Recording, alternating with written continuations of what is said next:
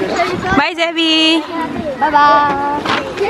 Namiss ba natin ang isa't isa? Yes!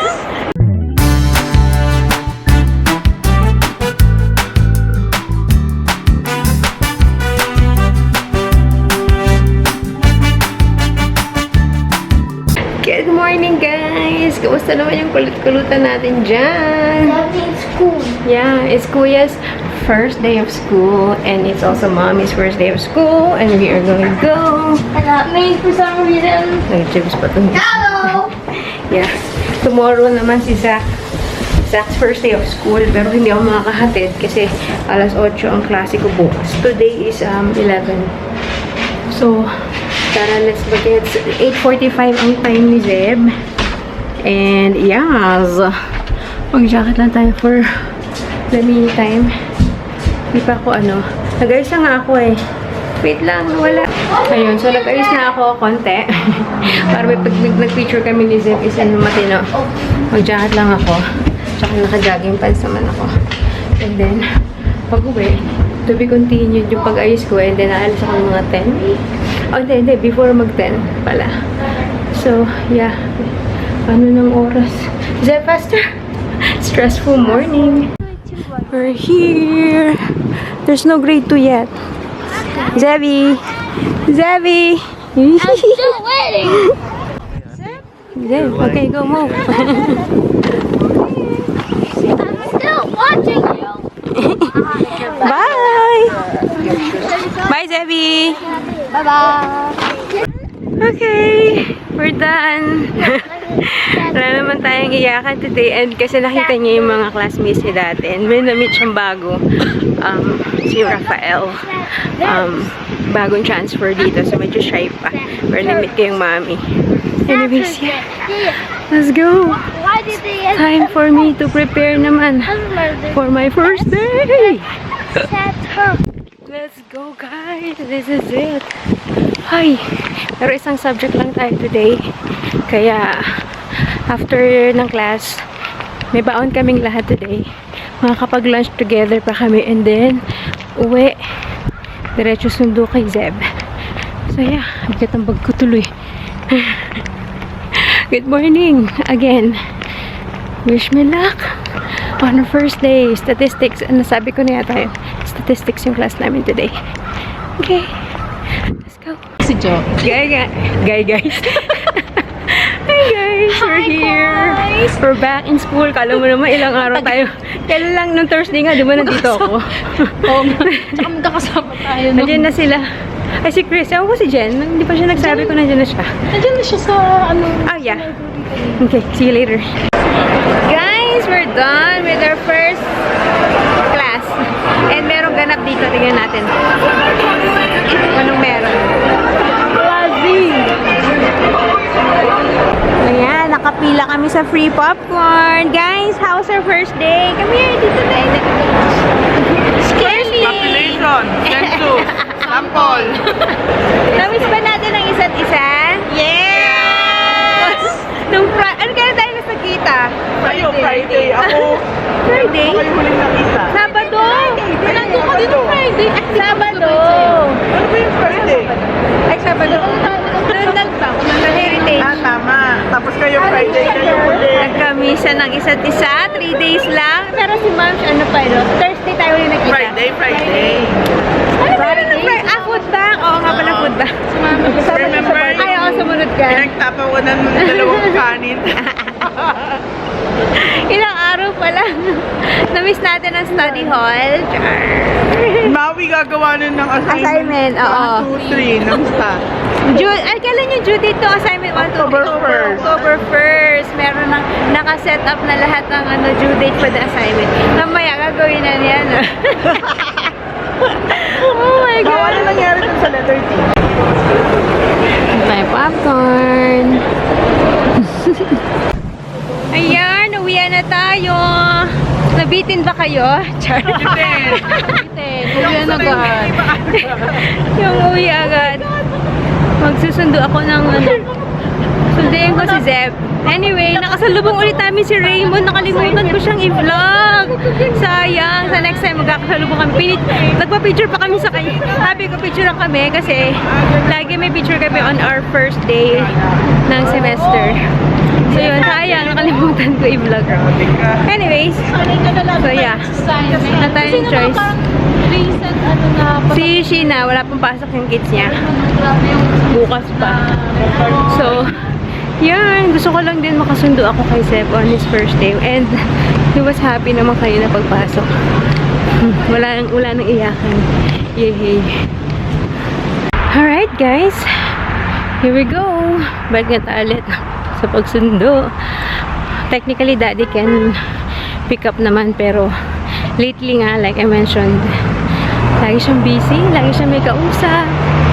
So, hindi ko sure kung ano. Basta kung kakayanin ng schedule ko and wala kaming, like, for today kasi uwi kami kaagad dahil wala pa naman kayong mga sa assignment. Pero kapag dumating yung time na we have to stay sa school para gumawa ng assignment, project, or whatever, I would have to. And then, yan, si Daddy, magpapaalam na lang. I'm having my coffee, but this is not Tim Hortons. Bumili ako kahapon sa actually sa Shoppers Drug Mart, parang grocery na rin siya. Nakasale yung Starbucks na iced coffee. Sabi ko, might as well. Wait lang, natawid muna tayo. Ayun, so nakasale yung ang Starbucks na iced coffee for like $8 lang. Tapos yung creamer na pinili ko, yung creamer naman is Delight yung brand. Nakasale din siya ng 2 something kasi maliit na bottle lang. Ay ko, try ko lang. Ay ko kasi nakikita sa TikTok yung parang do it yourself ng mga iced coffee using the Starbucks one. So, that will save me more money kaysa bumili ng Starbucks sa Starbucks mismo, diba? So, yung $8 is a big, like 1 liter ng kape. Eh, usually $8 isang drink lang yung sa Starbucks. So, diba? Pero yung Tim Hortons na cup, yan, sinisave ko sila minsan sa bahay. And then kanina, diba, papasok, super lamig. 8 or 9 degrees yata na kanina nung pumasok ako. Tapos ngayon, maaraw na ulit, diba, naka-shirt lang ako. Iniisip ko pa nga ako magja-jacket ako. Kasi usual ko lang pambahay yung suot ko. Kasi ko, sige na, mag-jacket na ako, baka may pagsisihan ko. Kasi nung pauwi ako kanina, hindi ko ma-feel kasi, diba, naka-long sleeve ako, naka-vest ako. Hindi ko feel masyado kung gaano kalamig. So, pagdating ko sa bahay, nagpalit lang talaga ako ng damit. And then, alis na ulit. Excuse me. 3:10 yung labasan nila, Zeb. Si Zach ay 3:05. So, meron na silang 5-minute difference. Even yung pagpasok niya, 8:40 si Zach, 8:45 si Zeb. So, yes. Nakalabas na yung mga bata. Late ako ng ilang minuto. Siguro 3:12 na. Saka si Zebby. Okay, we're here with my Zebby. How was your... stressful. Why is it stressful? It's stressful. It was just our first day. Okay, but you have I fun? think- Did you have fun today? Yeah, it was the best class. Really? Is your teacher nice? Yes, very. Atong palpa I ko didn't pa. need math today. You didn't do math today? Yes, I did. Okay, don't step on the lawn, Zeb. Ang palpa ko pa yung baon niya. I'm flexing on you guys. I forgot to, I didn't math. what did mommy forget I to don't know. put in your bag? Oh yeah, the spoon and fork. Kumain daw siya ng kamay. you use your hand Yes, I to did. eat chicken and rice. Yes. Pinoy na I think a small Pinoy. piece of chicken. Good thing I cut your chicken, right? Good. Yeah. Good. Palpak. Pin-repair ko yung spoon and fork. Nalimutan ko ilagay. Sabi ko, you should have asked his teacher. Steve, stop talking about that. Yeah. He didn't ask. Tapos sabi niya, nahihiya daw siyang makita ng iba na kumakain siya ng using his hands. Pero wala daw siyang choice. Kumain pa rin siya. Anyway, we're almost there. Hey guys! Kalimutan ko, muntik na naman tayong hindi makapag-end na vlog. It's magka-alas 9:48 and I'm just looking at our course outline for our first subject tomorrow, which is accounting. Gosh. 8 o'clock, accounting agad. And, tinitignan ko na yung mga course information. Grabe. 80% ng grade, or no. Yeah, 80% ng grade, ang final grade namin is manggagaling sa exam, and then 20% will be coming from the assignments. Tapos bukas, on our first meeting, kasi nga naka-ano na siya, itemized na, diba, per ano yung topic niya, ano yung date, and anong chapter siya, ganyan. So bukas sa bukas, September 6, sabak agad kami sa double entry accounting. Tapos, next week, adjusting entries. And then, the week after that, may quiz na agad. Week 3, may quiz na agad. Week 4, yung quiz na yun is 3%. Tapos, yung week 4, exam 1, which is 10%. So, yung quiz is different from exam. So, yung exam is mas, well, alam nyo naman yun. Ganoon naman din tayo sa school, diba, sa Pinas dati. Pag sinabi mong quiz, mga mga short quizzes, exam parang talagang major.